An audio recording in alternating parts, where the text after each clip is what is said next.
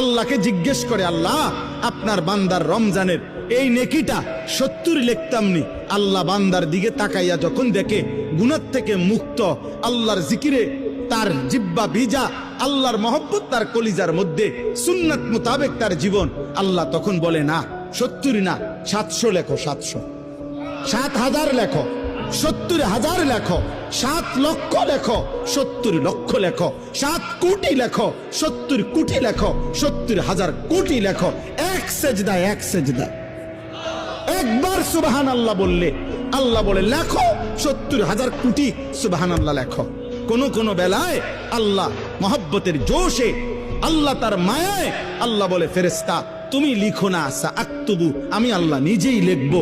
এই নেকি তুমি দিয়া পারতা না, আমি দেবো আমার বান্দার নেকি। বলেন বাপ, বলেন। আহাজ